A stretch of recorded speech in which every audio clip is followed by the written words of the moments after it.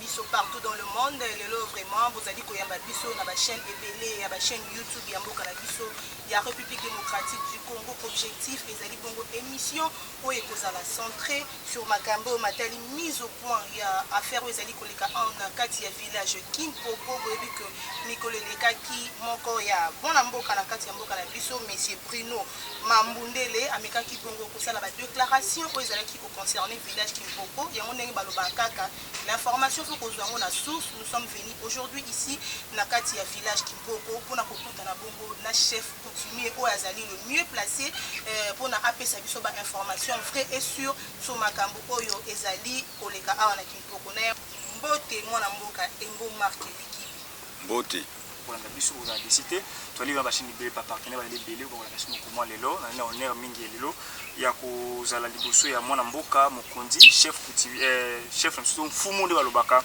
papa Likibi Embo Marc. Voilà, papa Embo Marc Likibi mutuna ya liboso ko banda na yo to lingi to yeba d'abord origine ndenge balobaka ya mboka Kimpopo to yeba na kati na Bozindo village Kimpopo ebanda ndenge nini euta wapi tie koma na niveau oyo ezali lelo ko gérer village Kimpopo. Bon, merci mingi. Kola boye bo sali kutu malamu. Mwana mukisi ko latsi lamba akolinga te malamu atikala mutakala. Po ayi bandenga azali mwasi to mobali. Maman a botinga mfu mari. Azali yebo ebotamina mabela Kimpoko. Oyebi biso bateki tozali matriarcat.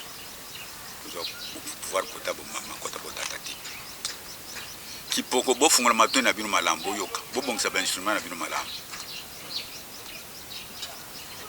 L'histoire est longue mais pour patienter pour la ngote na suka. Kipoko eutambe e pa agwa makoko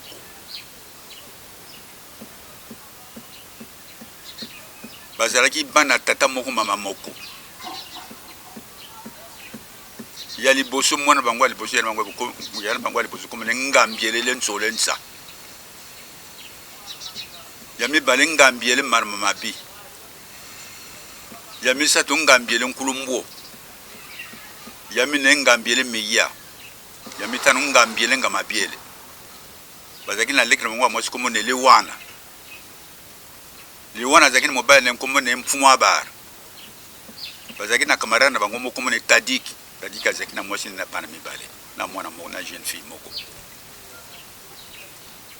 tamba lungwe mbe e pa kwa makoko batamboli na makolo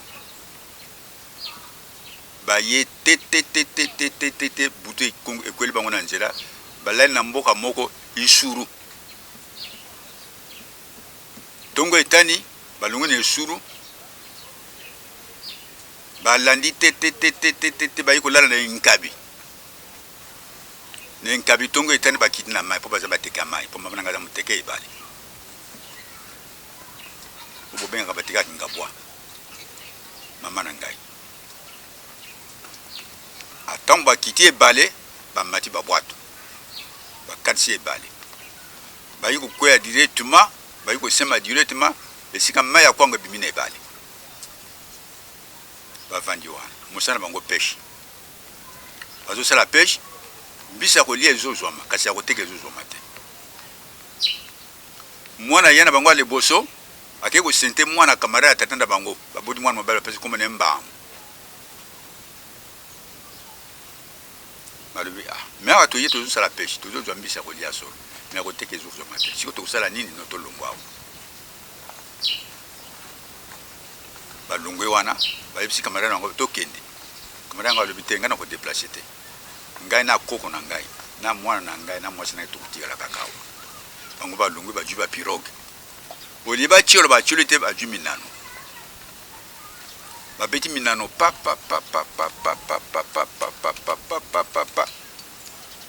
bakeko se retrouver ba comme na le bonga bolobo mais to chulite yeminano to sido komea to salani balali na libonga ne bale tongo etani bakie pa chef olobo comme ne mukeme biso lo yawe pana yo ka biso to kovanda pana yo te tozana bato ebele la sapi esika tovanda bazwi badroit coutumier bayaki nango bapesi chebolo te nakozwa badroit ya bino nano te osi lonta bino na bozwi place ya kovanda te so bozwi esika kovanda boya na badroit baluki esika bazwi esika bakende badroit epa chebolomo bapesi ye bavandi mosana bango pesi bakokende biso bakepesi babomi mbisi bateki donc avant bakende pesi bakosa même une semaine mosana bango kobina komela koyemba kobina komela rythme ya mboka na bango. Alors lokola bazalaki pena bolobo chebolobo amonaki lokola dérangement abengi bango aleno banda bino bokoma wanga na lala yesu pomi malamu te kobina ngo ndenge nini wana bolembaka te bango balone ezali ndeka ndenge ya mboka na biso aleno par semaine ata bobini 2 fois ça va mais bino lundi mardi kobina nga mwana la yesu pomi malamu ezali te wana tokoyokana te bazongi bapesi koma mboka ngo bazalaki koma mboka na vimlenga bo wana nazo tamba koma wana munoka mboka ya mama vimlenga bo bavandi wana botika bali kotika te ay ba conflit côté entre bango na bato abolo suko nango ni betumbe bimi babani kubunda bato bazo kufa bepane ye semeke na bango mfumo abara mubala lekene bango ata obeti message juiz avibu akozoka te otubi le konga ekote te okati machine akozoka te bato bazo kufa kota bolo chebolo bali bitien menga bato na mboka balingi basila kaka moto oyo mfumo abara oyo na kusala ndenge nini wana babundi mardi bale suna rendez-vous betumba vendredi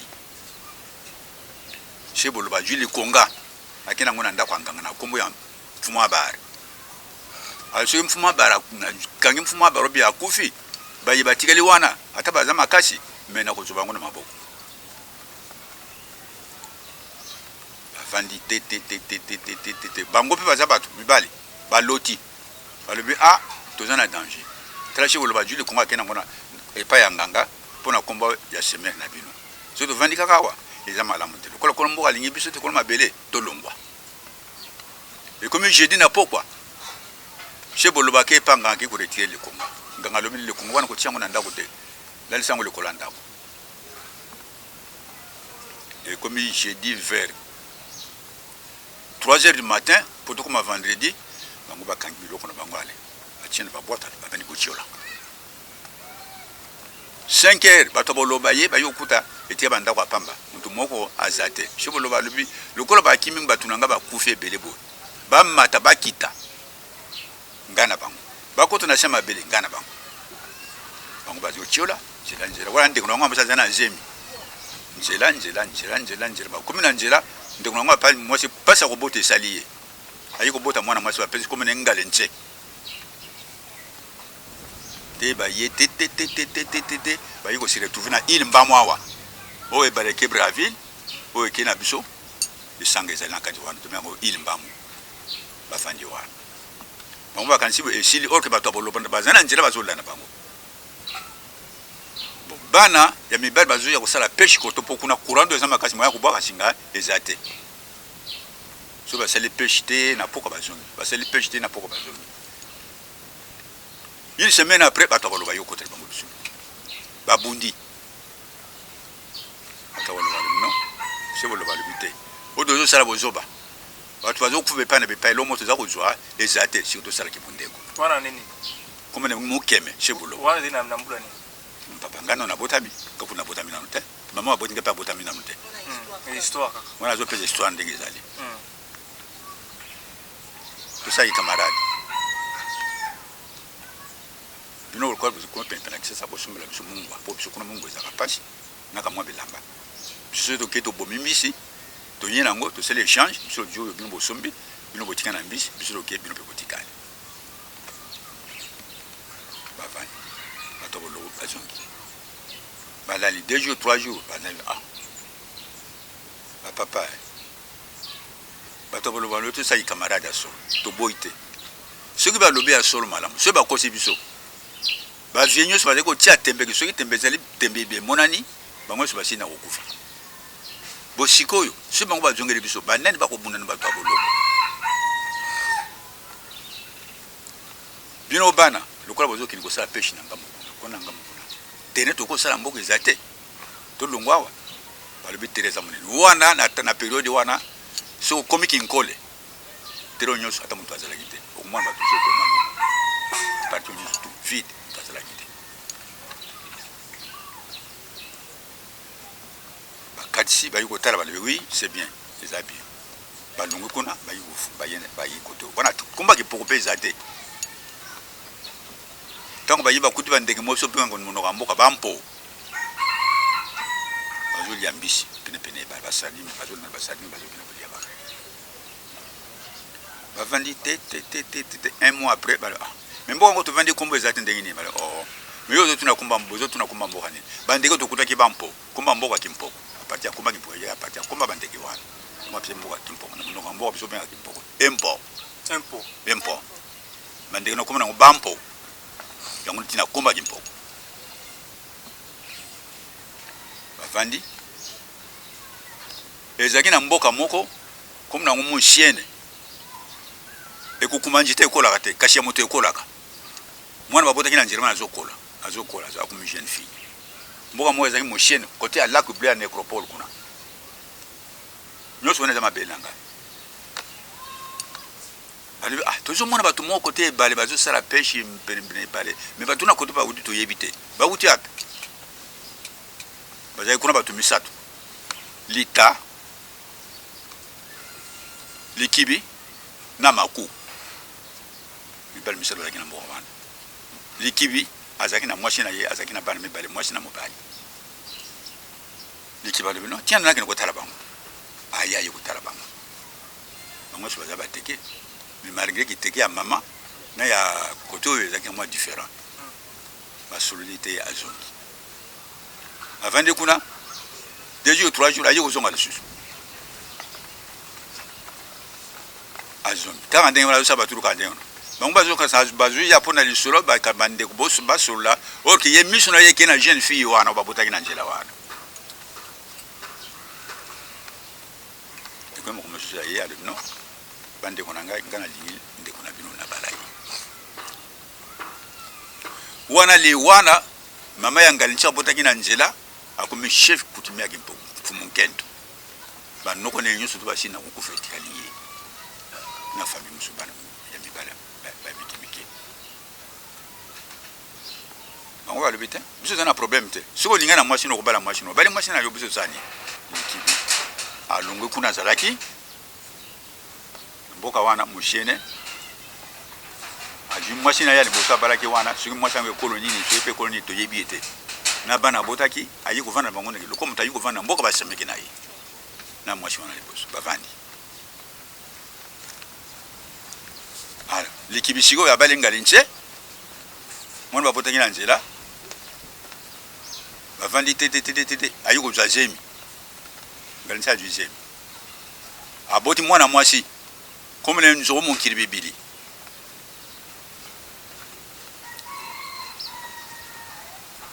wana famille bazoloba ba DG banane tous eso po bafinga kate so bafinga ndena fingi mais bino bafinga linga te bafinga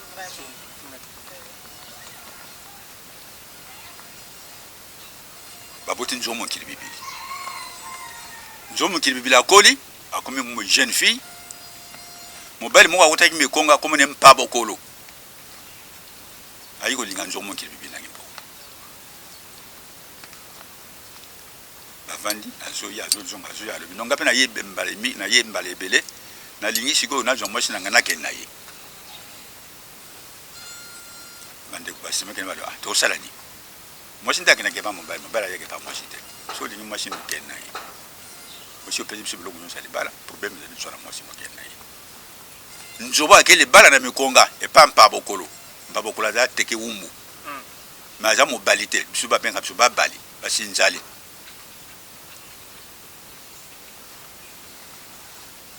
ake libala akomi na libala kuna atiki ndako pamba moto abatela ndako na ye aza te akomi kuna kuti baleki ne bakuti mobali na ye aza na bapetit sere ne mibale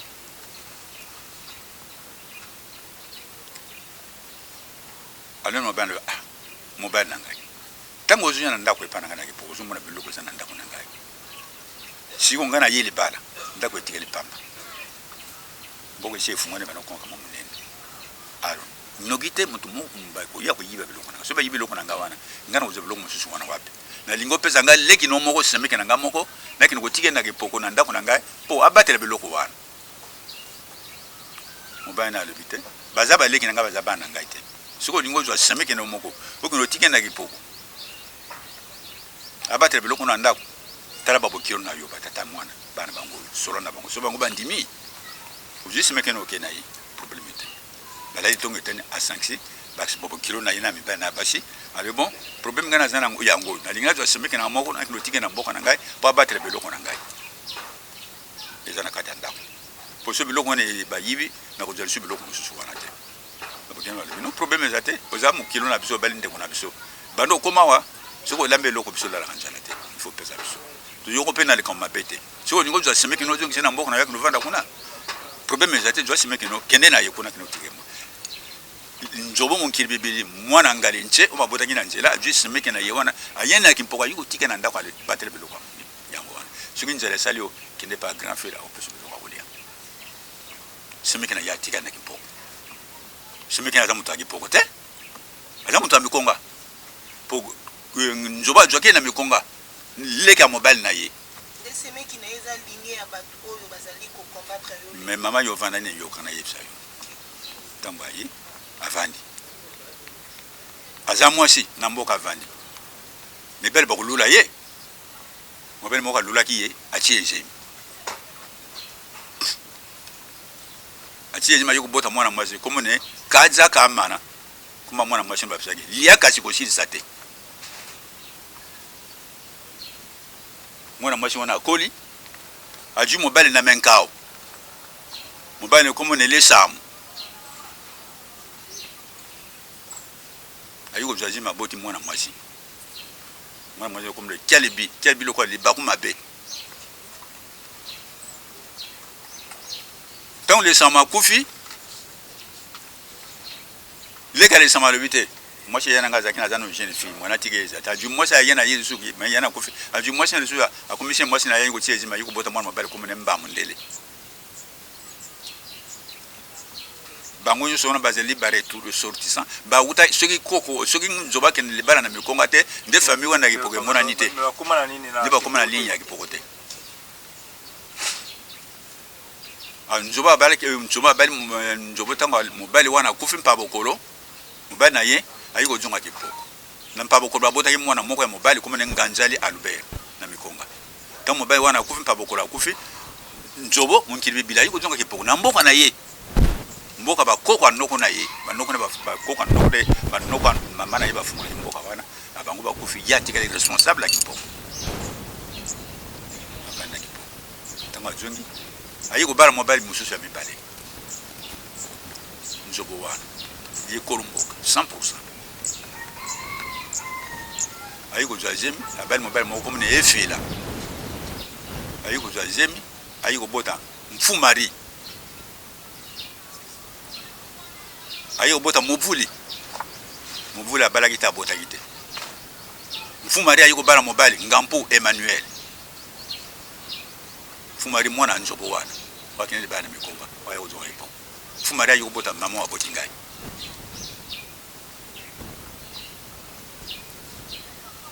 nzobo aboti mama aboti ngai nganjali o abote kuna na mikonga na mobile wana kufaki tanga zongi poko ayuba mama ayuba bota mama na ngai mfumari tana lo ba mama na ngazali yebe binu mabela kipo sont tous derrière moi muta kuluma na ngana kipo azate na lo bakango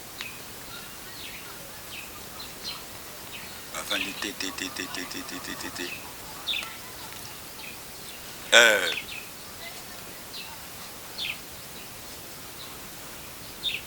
mwana wana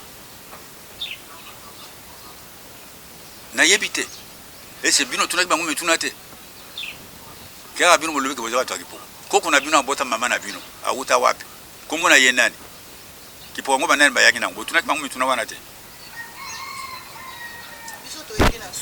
mwana wana o abota makena e pale samu na menka na mwasi mwana mwasi abota ngwana lobi ko komone liaka siko shili sate bango nyonso bayi kozonga na lipoko awa baza kolia na maboko ya ndoko na ngai baza na famille te po famille bango eza mikonga aka na lipoko baza na famille te ata moko eza te siko mwana mobelo abalaki oyo abotamaki na ye mwana mwasi wana jalibi akoli ake kobala mwasi na bwantaba na mbankana kuna na kupema mbankana azwi mwasi oyo na ye na ye ye DG aza moteke mama na aza moto ya bwantaba te soki alingi bokonzi ati nozwa na bwantaba ekoto mama na kuta bo mama amana eza na bwantaba ye tata ye mongala te moto abota ye mongala te batiaki mwasi wana zimbi tane koma tata yango koma monkolo tata na deja aza moteke te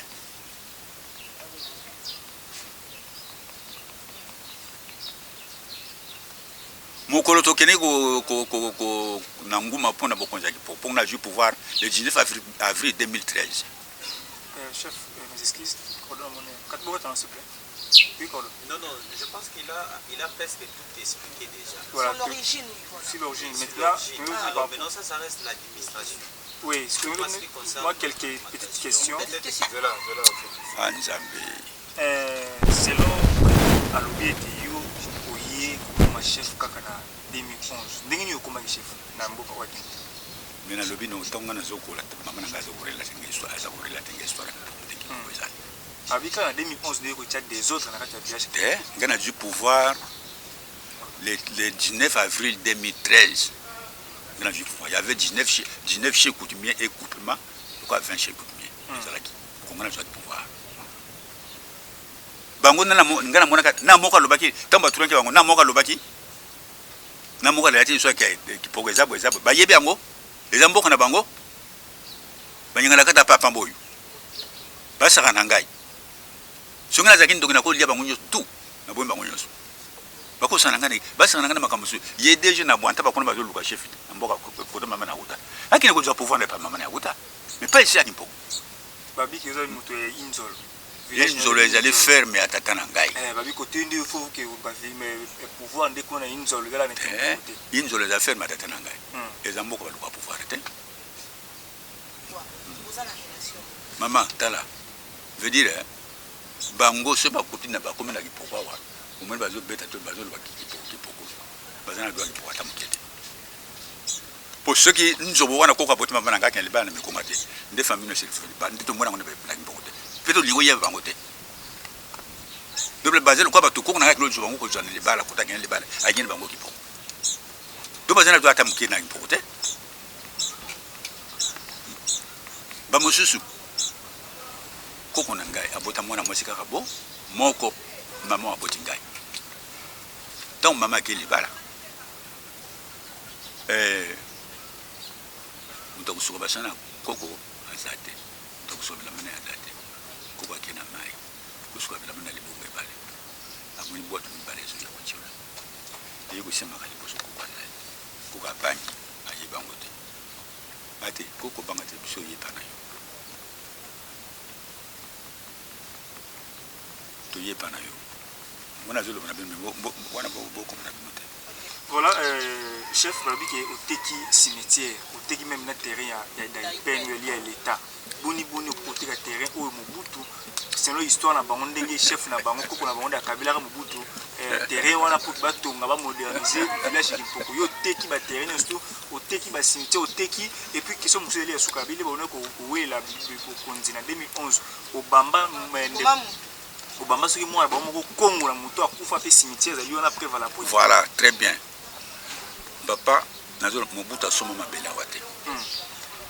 Mobutu n'a rien acheté comme terre ici. Ba yaki bango mebale. Général Mulamba na Mobutu. Tant Mulamba le premier ministre. Mulamba du côté au CC. Ya Benzali. Ngambo kuna. Asaki bilanga kuna. Balona ki mama nyok, ba mama kutu bazoki kusoma manyok kuna. Mobutu a du côté. Libale. Mobutu suka na ye, so comme na pompe essence dans celle. Nzelo qui était chez des partis. So comme belle Mobutu ngwa. À droite, il y a ma belle. Mobutu a salata papier moko bien acte de conseil de session na chez coutumier moko te qui m'appelle Yasumba. Yoka. Na ko te na zana tuza mabena na ko te. Je peux faire ça mabena ngai. Mais na te kate. Et si on a vendu ba ko bengo télé président chez. Ah ouais. Mobutu anyaga tonga 1000 maisons avant mabelo. Mais tant on a une élite le but de bon samboka baninga. Ya yo. Tina Mobutu misala linga sa kimsa na kwalo. Mobutu loka yaki ko senga we papa koko na ngai.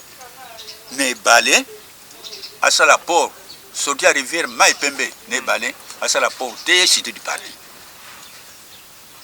OK? Te cité du parti. Mais à la kangolo suite. Mobutu loka tonga wa ejina nana za kusaba ejina nana kasi lobo ko mabajina na zo kutashene. Na ejina nord famille ba sa tomate. Na ejina alimentation za kusaba biloko ba susu ba za kulia na ba tatu ainsi de suite. Iyabe yango eshini teroyo ngana Martin Chem Benzali mata zo samba pona tere wana ngana kisu samba pona tere oyo to komi kuna to tunaki da penal lexata papier moko amokebo o basala ka akona Mobutu n'y avait rien lo mokote o ezama bena ngai nazana ordonnance nazana nini arrêter nango. Merci beaucoup, chef Tokomi Nasuka, maman Abiga, mon pasteur Nasuka, deuxième partie. Il y a une partie administrative où on va venir acquiser que non. Là où il y a le document officiel, on a prouvé vraiment que Kimpoko, les Amboka, il y a chef Embo, Marc Likidi, qui est vraiment pour tout un an, où on a dit coordonnateur, mon Amboka, Ambo. Franck, il est vraiment à couper sa vision, vraiment ma précision sur Makabo, domaine administratif. Deuxième partie, madame, messieurs, place au Maroc, Yinda, Awana, village Kimpoko, conflit au Réunion, Awa et pas, il y a chef coutumier. Tu es si quoi, Awa, deuxième partie, au point de joie. Ma preuve à l'appui, il y a un document sur le plan, il y a un mot administratif, j'allais dire, sur le plan administratif, il faut tout un document parce que nous attendons la civilisation dans le 21e siècle. Au village Nanga, qu'est-ce qui prouve que nos villages d'ailleurs, qu'est-ce qui prouve que le ministère intérieur est notifié, qu'est-ce qui prouve normalement surtout tout le bilan awa na cordon alors dans la ligne même autre qui est en place de l'émission toujours na concert Nangai Abiga Boulongo. Merci beaucoup Mwana Mboka Armand Mumbilai kaka ndenge alobi tozana Mwana Mboka Franck Mbo avant toute chose yemoko nanu à se présenter devant vous pour boyer basoki Franck Mbo aza nani. Bonjour monsieur Franck Mbo. Bonjour maman journaliste. Tore koyeba awa tozali koyamba yo en tant que qui pe oza nani na village Kimpoko. Bon je suis passé dans l'émission d'abord étant que le fils du chef Emboliki Bimar, qui est le chef légalement investi, installé, intronisé, et aussi en deuxième lieu étant que les coordonnateurs du village Kimpoko. Coordonnateur, oui. Titre où ils ont contesté partout. Balobi qui est coordonnateur na chef coutumier, ça n'existe pas. Coordonnateur na Kimpoko etikana kozalate mais bino boye na moi modernisation mo boye na eloko ya sika o bo créer pour na bo s'accaparer na village Kimpoko. Alors merci nako répondre beaucoup plus ndeko Bruno Mbamundele par rapport tout disons famille naé par rapport à la contestation sur les noms des coordonnateurs. Tamususu mon coordonnateur en des OP ça est pas si mais ce qui est vrai au moni lelo toza déjà na modernisation. Okay. Donc au total même depuis que histoire et banda ya mboka hein?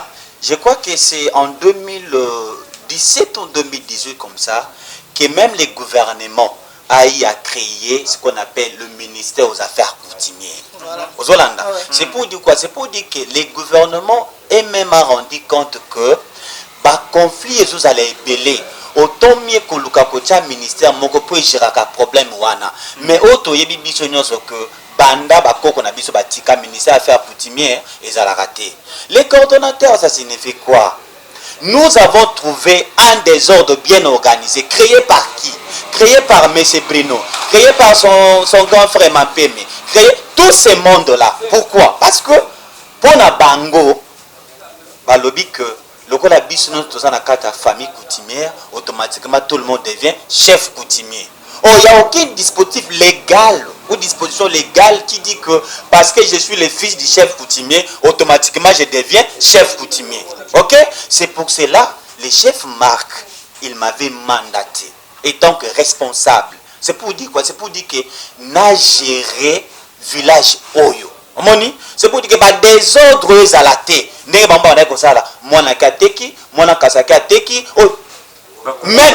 exactement, mais c'est ça qui est à la base, il y a un conflit parcellaire. Parce qu'on ne sait pas qui est le chef, qui ne l'est pas. Tout le monde se dit chef coutumier parce qu'il est né de la famille coutumier. Or, ce n'est pas ça. Et désordre wana, lokola yebrino, nabande konaye ba créer yango, de combo ya cordon et zo banks. Et zo peut ça bango passe. Mais je vais le demander, soit à zonga, classe à kenegotanga, ou soit à consulter dictionnaire.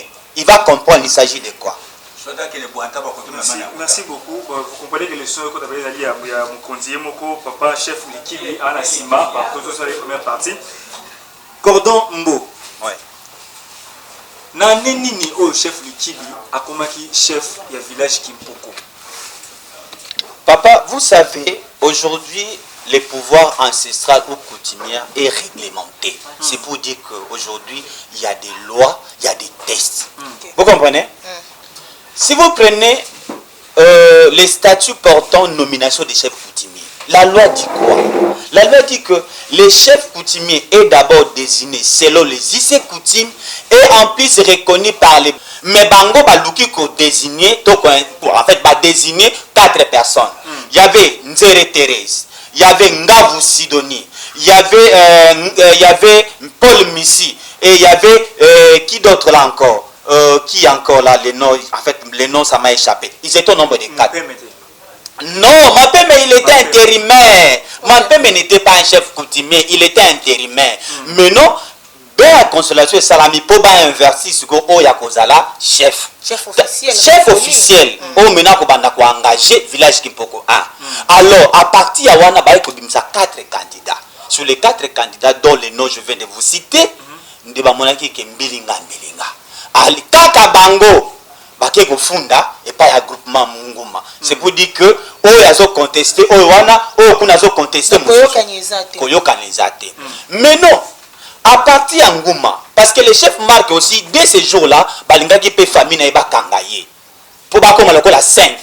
Chef mabiki non ngabo kangate parce que awa boza désordre déjà. Awa mokonza ibente mokonyo so wayeba na Nguma. Toke ne Nguma mutu na muta okene ko samba aloba ndenge nini mboka ngo ezali ndenge nini ligne ya utaki. Omoni to ba komi na Nguma. Oyo babimaki officiellement candidat. Babandi ko interroger bango. Nguma ye moko na basage na ye. Il s'est rendu compte que parmi batono so bazolo bawa eyando ya Kimpoko azate. Nguma a posé la question à l'Assemblée. Abi, na batumia so bafandi awa. Est-ce que ça mutu moko te wa yebi ke ye pas ça ayant droit ya Kimpoko? Ou yebi ke ba koko na ye ba uta ki bazawa. Mark aye ko tombola musabi. Batuni yona nga Mark. Ozolanda. Loba na biso ndenge nini Kimpoko ezali. Je pense que vous venez d'écouter tout ce que Embo a rencontré devant tous les notables, y compris même les notables et coutumes, y compris même les gens de l'État, et Marc a convaincre tout le monde. Et à la fin même, le groupement a posé cette question. À lobby, Makambo Marc à lobby, qui va contester? Personne. Parce que Marc a expliqué, a détaillé source ya moko na moko ndenge ba utaki. D'ailleurs même des gens qui disent ah bon tu tout ça papa bokonzeza ayi parce que ndenge ya lobby awa parmi bango muta lobby ndenge ya lobby azate. Vous voyez? C'est pour cela le 19 avril comme la loi dit. Le 19 avril 2013, on a investi Mboliki Bimar étant que chef coutumier. Mais est-ce que na chef na investiti il y a chef de groupement parce qu'aujourd'hui la coutume est réglementée. Ça va? Quand on dit le lobby, ce qui chef de groupement investi il faut autorité municipale, Azoa, bourgmestre, Azoa attestation de reconnaissance. Vous allez voir déjà le 17 juillet 2013, les groupements ou disons les bourgmestres de la commune de la Sélé avait déjà qu'est-ce qu'il a dit? Il dit ceci, je m'en vais à lire. Il dit, Je soutiens Augustin Kamaïdi, bourgmestre de la commune de Lansele à Kinshasa, conformément à l'acte d'investiture de M. le grand chef coutumier du groupement Ngouma du 19 avril 2013, attesté par la présence que M. Marc Mbolikibi est reconnu comme chef coutumier du village Kimpoko, situé au quartier Domaine, dans la commune de Lansele, en remplacement de Mme Thérèse Kalibi décédée. Ok. Le bourgmestre l'a reconnu. Vous voyez? Parce qu'il y a une différence entre les chefs de groupement et les chefs de village. Ici, nous sommes au village Kimpoko. C'est pour dire que nous, personnellement, nous sommes gérés à la ville. Donc, c'est pour dire que notre pouvoir beaucoup plus, il faut que le gouverneur de la ville reconnaisse aussi qu'il y a un chef coutumier. Vous allez déjà voir en 2013, toujours en 2013, les gouverneurs de la ville, nous ne dépendons pas des ministères intérieurs. Ça, je vous dis vrai. Ça, c'est la loi. C'est que Bruno a cosima. Non, bien sûr, il y a un habit que Bruno Fazonga, classe à Gendegotanga. Le ministre de l'Intérieur qui gère ou... Non. Écoutez, j'ai dit, nous sommes le village. Le ministère intérieur gère beaucoup plus des groupements. Vous voyez, prévenez, vous allez voir que les chefs de groupement sont beaucoup plus cooptés même par l'Assemblée provinciale. Ils sont beaucoup plus, bon, disons même l'État à Foutakabango. C'est pour dire que beaucoup plus c'est pour des coutumiers. Mais bisous le quoi tous en a province ville de Kinshasa. Notre autorité directe c'est le gouverneur et le bourgmestre. Vous voyez, et les chefs de groupement. Vous allez voir que en 2014 déjà, les gouverneurs avaient pris acte. Je m'en vais à lire. Il dit ceci. J'ai l'honneur d'accuser réception de votre lettre numéro 2013 du 12 septembre 2013 relative à la désignation des chefs du village Kimpoko 1 et vous en remercie. À cet effet, ça c'est le gouverneur qui parle. Je voulais attirer votre attention sur l'irrégularité de la désignation de M. Mampe Mengamobo. Ici le gouverneur parle de l'irrégularité. Quelque part, M. Bruno Babiso, et ça dans nos familles de Sakinini, et désignaki. Oh, mais la famille aussi peut mal désigner. Prévenez que la famille a mal désigné parce qu'il a désigné au moins 4 candidats. Est-ce que le village est cause à diriger par 4 candidats? C'est impossible. Et raison pour laquelle Bakendaki Nangouma. Posez-lui la question. Banane Bakendaki Kofunda Nangouma. Ceux qui ont la famille, Bazalaki bien organisé. Banane Bakendaki Kofunda Nangouma. Et pourquoi ils sont allés en Ngouma? C'est pour que chacun d'eux a démontré Ndengenini Aza et Yandra Kuna. Bozolanda. Et le gouverneur continue à dire ceci. Il dit que son choix constitue une violation flagrante des us et coutumes TEC, dont les prescriptions sont favorables à l'alternance au pouvoir entre les lignées matrilinéaires et non les contraires. Partant de cet effet, je me permets d'affirmer que la désignation de M. Marc Mbo pour succéder à Mme Thérèse Kalib est régulier et conforme aux us et coutumes TEC. Je me limite là. Les gouverneurs, déjà en 2013, André Kimbota, il a déjà reconnu M. Mbolikibi Marc étant que chef coutumier. Vous comprenez? Quand un dossier, on comprend le but que non, Bino, les beaucoup Samba, attendez comme vous avez maman Missinga CB. Missinga CB.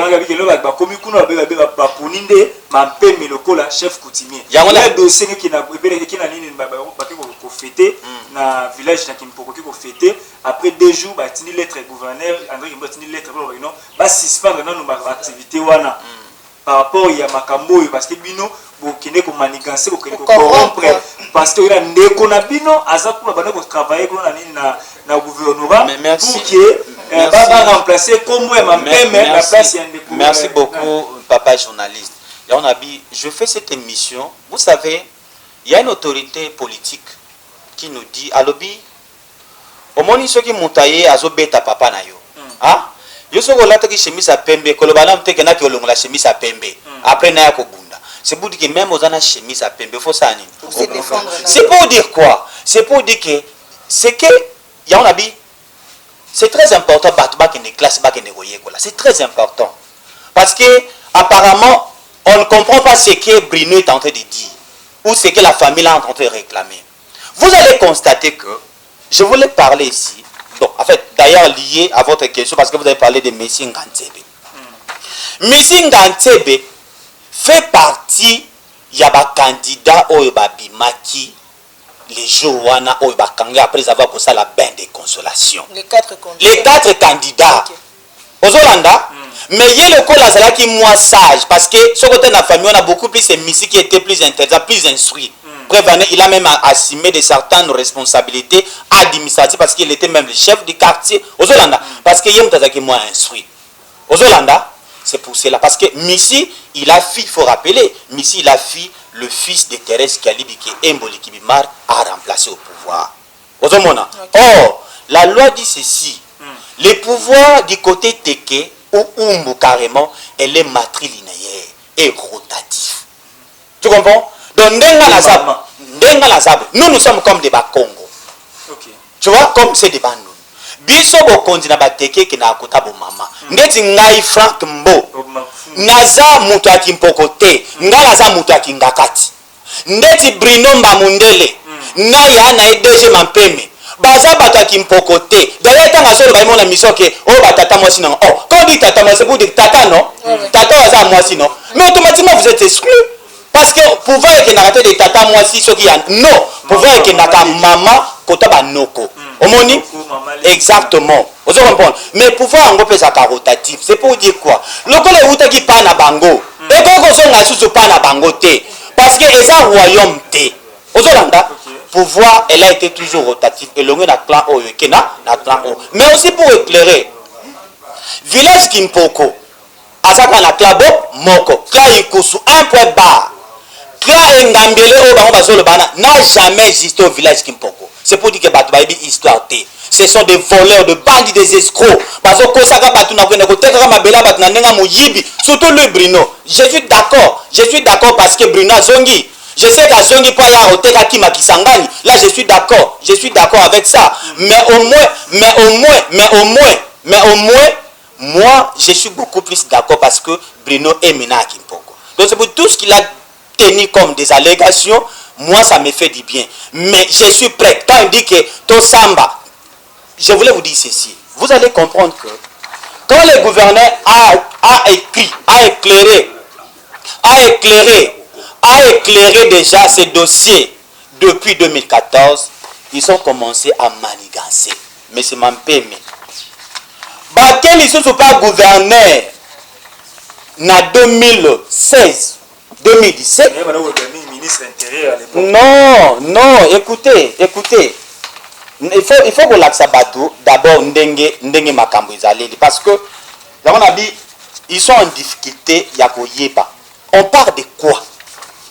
Vous allez voir que, ils sont allés en 2017, chez le même gouverneur André Kimbota, qui avait reconnu chef Mboli Kibimar étant que chef coutumier, Baké conduit le gouverneur en erreur.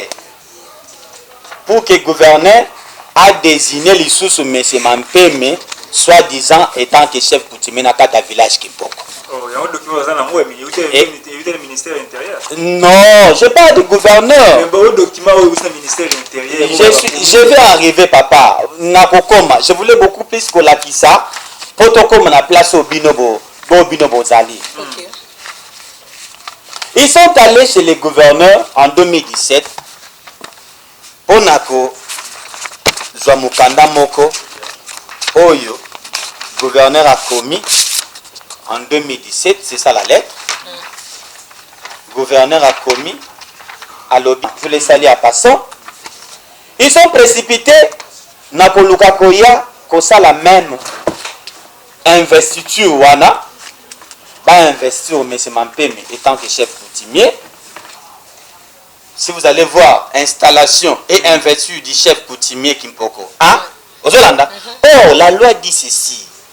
La loi dit le chef coutumier est installé par qui? Par le groupement. Et non par les boumesses. Parce que même les boumesses étaient compétents. Même les gouverneurs étaient compétents. Donc un gouverneur ne peut pas installer un chef coutumier. Comment le gouverneur peut écrire encore Baya qu'on installer M. Mampé mettant que chef coutumier en 2017. Donc disons 4 ans après. Nous avons vu cette lettre. Nous aussi nous avons écrit en demandant au gouverneur d'ailleurs qu'on rappelait leur lettre en 2014. Et le gouverneur quand il a vu directement, il a appelé ses conseillers l'ITA pour donner à l'ITA les instructions. À ébicier. Non, non, pas seulement des sursoirs. À ébicier, à lobby désormais. D'ailleurs, toi, je ne peux plus te voir encore dans mon cabinet parce que c'est toi qui m'induis en erreur. Lui-même, le gouverneur, le 20 mars 2017, a eu lettre, report de mon instruction. Donc, lui-même, le gouverneur, a reporté sa lettre. Pour dire que, il a même confirmé toujours un Molikibima parce que le temps nous fait défaut. Je ne peux pas continuer toujours à lire. Ok. La situation s'est calmée. Tofandi tindenge tokomi na ba niveau au lelo. Maintenant, nous étions encore surpris de voir, je crois en 2020, M. Mampeme a saisi le ministre des Affaires coutumières, M.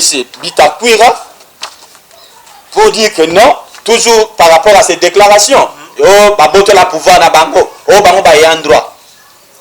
Le ministre nous a écoutés, a attendu tous les partis. Le ministre a pris cette lettre, a écrit. Je pense que, comme je dis, on ne peut pas lire. Ok, faute de temps. Faute de temps, le ministre a écrit. Oui. Maintenant, basui lettre moko baye, ye M. Bruno, y compris de ses avocats, baye ko fatfier lettre moko, baye ko bimisa, ba imiter même signature. Ya Bitakwira, ya ministre. Balobini na lettre wana, oh chef coutumier, Mbolikibi marque a fanda pas, Mampeme pas fanda pas, ti commission mogekoya. Nous avons vu la lettre. On a écrit au ministre pour demander l'authenticité de cette lettre. Et le ministre a répondu de cette lettre que lettre wana est faux. Et il a instruit même les procureurs. Il a instruit le procureur de chercher comment mettre la main sur M. Mampeme. Je crois que j'ai la lettre ici. De mettre la main sur M. Mampeme pour le faux en écriture et usage de faux. Des dossiers même qui est la justice. Des dossiers et non, non, pas seulement ça. Des dossiers et qui est la justice yangoana. Wana ministre Abandek. Ça c'était instruit sur l'ordre des ministres national. Vous voyez? C'était rien à voir avec M. Mbolikibi Marque. Oui, oui, parce que même il y a des lettres comme ça, il continue toujours à manigancer, qu'il faut créer une commission à l'Okuta. Mais vous allez voir même qu'en 2016 déjà, cette commission d'arbitrage Wana est statuée à Capé déjà. Ils ont rendu même sentence. C'était le 13 juin 2018. Si vous regardez la liste des chefs coutumiers retenus dans la ville province de Kinshasa, quand vous prenez le numéro 12, village Kimpoko 1, Mbolikibi Marque. Vous voyez, signé par la commission d'arbitrage. C'est pour dire que dans Kimpoko, il n'y a aucun conflit qui existe à Kimpoko. Sauf que M. Bruno, M. Mampeme, lui avec sa bande de mafieux comme des Bruno, tout ce monde, vous savez ce qu'il faisait? Il y a un que combat Cordozo Bank Sabang. Vous savez ce qu'il faisait? Thérèse Kalibi, elle était alphabète. Elle n'a pas étudié. Abandaki ko signé boité mabandaki ko tcha ba print digital. Le la bango c'est le band des escrocs. Bruno Mamundel, Mampuya, paix à son âme, qui vient de se décéder. Et tous ces familles-là, tout ce monde-là, moi a salisa caché na ye, moi tchaka musabi na ye. Omoni, tout le monde se dit Thérèse Kalib. Mais si vous avez la prête digitale, vous allez voir qu'il y a de multitudes et multitudes. Ndeko Franck Mbo, en parlant, il y a Kolobela Bandeko, qui baza na Moïbi, bazali kosala musala malamu te, kasi bango pe baza ko accuser bino ke boteki mapango ya bato, boteki daipen. Oyo ezali bongo domaine moko oyo ezali kosunga population surtout na ngambu na bino ana Kimpoko me balobi yo ensemble na chef coutumier boteki Kimpoko. Maman, en fait je me dis on parle de quoi? Quand on ne connaît pas, il faut se taire. Mais bien sûr, nous sommes... Exactement, bien sûr, nous ne sommes pas des ayants droit. Mais je pense que vous avez écouté le chef Mbolikibi Marque. Je vous ai présenté tous les documents. moment, c'est à vous de tirer maintenant des leçons. Qui sont des ayants droit, qui ne sont pas des ayants droit. Vous comprenez? Les dossiers d'Aipen. Depuis 1966, il y a eu des protocoles d'accord entre des groupements ou entre des chefs coutumiers et Mobutu. Vous voyez? Ces accords n'étaient pas respectés. Vous voyez? Le rôle Bango, Bazaka Makansi à côté de Mabele, il ne sait pas comment revendiquer les droits de Bango. Mais nous, quand nous sommes entrés au pouvoir, nous avons écrit au chef de l'État sortant officiellement. Nous avons dit quoi? Que par rapport aux accords, tout ça qui n'a l'État congolais ou l'État à l'époque Zaïre, ces accords n'étaient pas respectés. C'est pour cela que nous demandons à l'État, s'il y a moyen, soit à honorer l'accord, ou soit à rétrocéder les biso mabele na biso. Vous voyez? Et les chefs de l'État sont tout. Il a instruit les ministres aux affaires foncières, la primature, la présidence, Basali, commission mixte. Quel est l'objet? Venir délimiter village Kimpoko 1 et village Mbenzale contre domaine présidentiel. Vous voyez? La commission, cette commission est venue. Basali Moussala. Basui rapport, je n'ai pas ici, mais j'ai le rapport. Basali rapport, Tindel, Bakomeli, directeur du cabinet du chef de l'État. Nemi Moulad à l'époque. Parce qu'après avoir affaire foncière aux commissions de Moussala, le président de la République, il a envoyé son directeur du cabinet pour venir voir exactement ce que la commission a fait. Et il était venu même à Kimpoko, il était venu à Mbenzal. Vous voyez? Le rapport est allé au Conseil des ministres. On a débattu sur ces rapports. Et le gouvernement congolais a pris l'option de désaffecter les villages Kimpoko, désaffecter Mabele Nabango. Le 11 mars 2019, le ministre des Affaires français a créé un arrêté de désaffectation. Vous voyez? C'est pour dire que désormais, cette partie-là n'appartient plus au domaine présidentiel, mais ça est devenu pour un individu. Ça devait dans le domaine privé. Qui le représente maintenant ou qui engage Kimpoko? C'est Mboliki Bimar. Mais au moins, pour nous la parenthèse, mais quand nous nous sommes venus installer ici, nous avons trouvé des concessions, non? Ces concessions-là ont été vendues par qui? A été vendues par Bruno, les fausseurs, l'escroc. A été vendu par M. Mampeme, les faussaires, l'escroc. A été vendu par ce monde-là que vous connaissez, ces bandes des escrocs-là que vous connaissez. Mais pendant que c'était encore dans le domaine public de l'État, là l'État n'avait pas encore désaffecté. Mais là la question c'est à savoir, ou la question à se poser, entre Mboliki Bimar et M. Bruno Mbamundelo, M. Deja Mampeme, qui est le voleur? Le voleur c'est M. Mampeme. Il n'y a pas, les voleurs c'est M. Mampeme et M. Bruno. Des questions par rapport à dossier, il y a mort d'homme. Les dossiers de mort d'homme. Les dossiers de mort d'homme, papa. Les dossiers de mort d'homme. Moi, personnellement, je me demande si la famille ou la penza, batamaye les bazate. Apparemment, c'est comme si baza pété. Parce que Koyoka, Magamprino, Banekoloba. Moi, personnellement, ça m'a dérangé. Yo Zamout, Babominde Konayo. Mais aucune action au niveau de la justice. Qu'est-ce qui a été passé? Chez nous, des Teke, ceux qui bakangi chef, va investir. Chef, il faut qu'il ne fasse quelque part. On appelle ça carré. Carré, ça le collabo. Mon ineng le pango ça. Et c'est que chef a ça nini a kufanda. Pendant que bana bande ko bakene ko bongi sa carré, wana c'est que chef a ko ya kufanda. Bango balongo à peu près na 5 km. Baye ko bongi sa bat na kata lo pango na bango. Na toto ben appelle légitime défense ça non? Est-ce que yoko ndima ke baye ba bomi papa na na kata lo pango tiki pe mutabima kei? Bitumbe bandi ndeko ayaki o balobiki aboma ndeko na biso bazola sa même temps mais bazo expliquer ba tout ndenge ndeko na banga kufa bomba ki ekongo oui mais nini sele baba makongo yende ko na bangwana azui machette akati papa leki na mutu papa leki akwei tu peux imaginer même muta kwei bazo betailler makila il y a même des photos Moi, Naoyo, je crois cet enfant-là, il avait encore à cet âge-là, il avait, je crois, entre 10 ans ou 11 ans. Il dit, ah, papa, Koufi. Moi, je n'ai pas tel mopandi, nabi, ni nezao, à Moni Congo.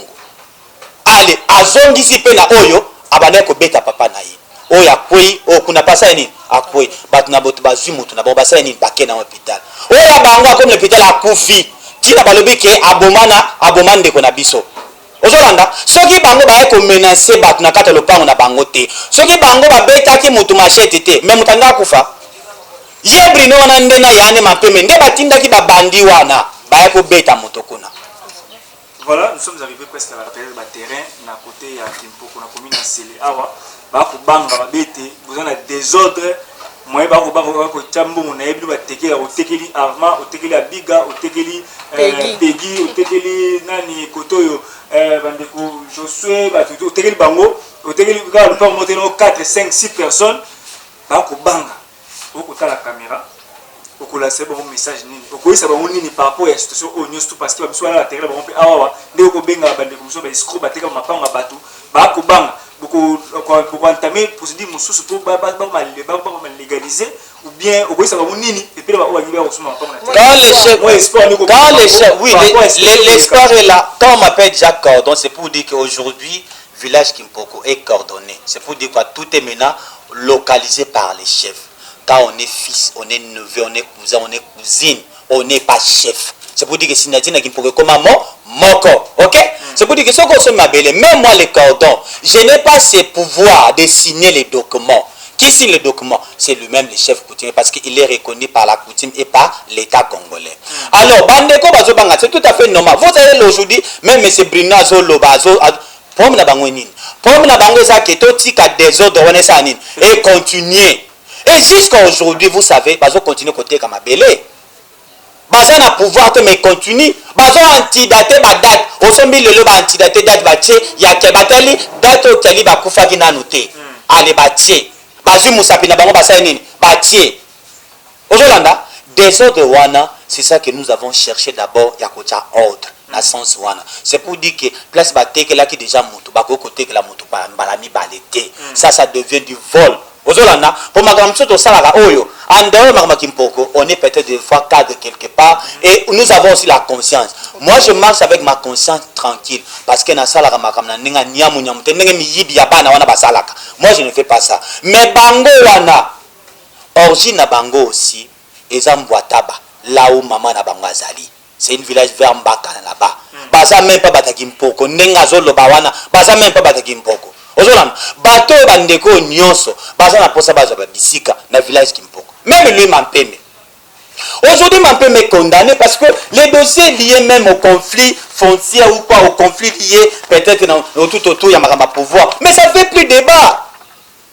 Il y a des lois disons il y a des décisions exactement il y a des décisions judiciaires ça c'est l'arrêt de la cour qui a condamné Mampeme en 5 ans de prison. Il y a même des mandats de prise de corps. Mais papa, tu sais quand je dis quand je dis que n'a s'appelle parce que Brino Zongi, n'a s'appelle parce que Brino Leki na télé. Mais nga lobby que c'est bon, Marc il n'est pas le chef coutumier, c'est le Brino. Mais c'est la justice bien sûr. Moutayo ko boto le ko na bino. Mais il fallait ko kaima boko botal.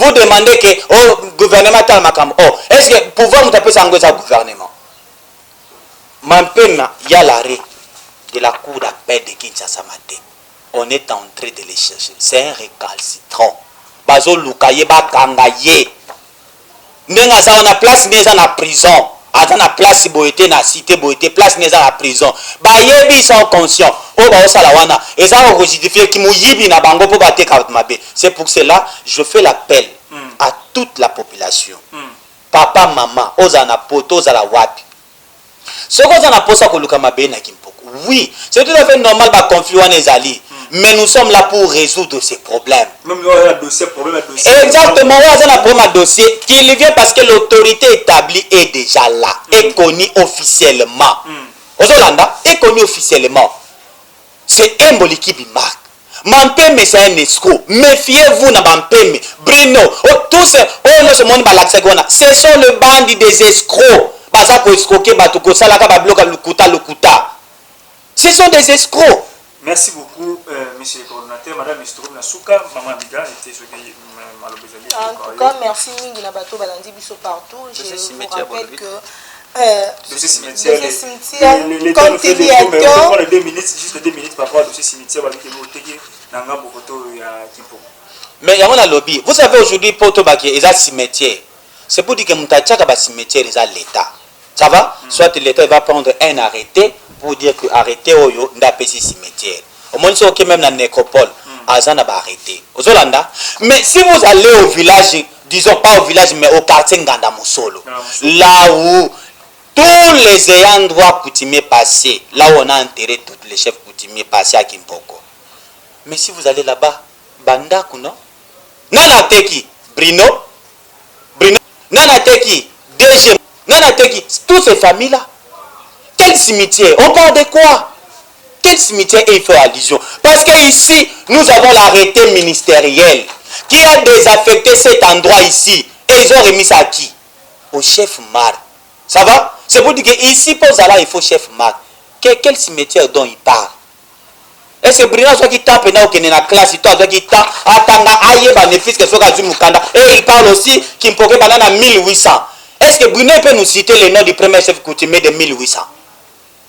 Bruno, il peut nous citer le nom du premier coutumier de 1800. On parle de quoi? On parle de quoi? Si je l'ai répondu aujourd'hui, d'ailleurs parce que je ne peux pas permettre que à ramasser population à Bissau. Ozolanda, Yango n'a pas répondre. Mais en vrai dit, quand il dit Kimpokango ya tata na eto ya maman na ye, il a dit ça non? Kimpokango ya tata na eto ya maman na ye. Moi je dis Kimpoko za tata na ngai, mais za maman na ngate. Parce que biso Kimpoko, to biso bateke pouvoir tozwaka na bo maman. Oh, mais loka papa na ngeza ngate. Si je vais bouffer à Kimpoko, je peux bouffer derrière mon père, non? Ça va? Je suis pas Nazana droité pour succéder à pouvoir. Ouais. Ça va? Là, je n'ai pas droit. Mais que gérer ma frère, il y a papa. Je m'en ai papa, c'est l'entreprise, après c'est moi la gérer. Bien sûr, je suis en train de gérer parce que c'est mon père qui est là. Le pouvoir à mon père et papa vit de son âge. Ça va? Et nous, il nous avait envoyé à l'école pour aller apprendre. Mais je lui ai répondu poliment pour les faire comprendre que ce qu'il dit, il est à côté. Merci beaucoup, Cordon. Merci beaucoup, na DG Makolobé, DG Hervé Mouloumbate, il y a Liberté, plus DG Mampeme, où il a créé des autres awa, na Kimpoko, Maman Bigatina Souka. Comme Nasuka Bandeko, merci Nengi Bolanda qui sont vraiment partout dans le monde. Plusieurs chaînes ont vraiment beaucoup de biso na émission Auto Sali Lelo Nandeko na biso Franck Mbo et pourquoi pas le chef coutumier Oyo Asimbi Mboka ya Kimpoko Papa Kilibi. Merci. Merci beaucoup. Merci quand même à technicien baba finition comment Lelo na ndeko Peggy Walunga de ndeko les réalisateurs Lodi au Kabaz, toujours. Merci beaucoup Nabino. Restez scotché branché dans la chaîne Nabiso pour Nabiso. Libana Yamboka Katamboka depuis France, Belgique, Canada. Restez scotché branché dans votre chaîne. Et vous benga pour la précision, vous sommes le PAM, vous sommes la parcelle, concession. Vous benga le numéro de l'affiché wana. Topi vous bengi, tu repères le numéro, il y a coordonnateur d'ailleurs, tu aussi une box pour qu'il vous soit une box pour sur la voie développer par rapport à terrain. Au moins le PAM, on a teka ki boy. Ah, ma maman, on va dossier à moi, ça, ah, document, à moi, ah. À nous revoir prochainement. Bye.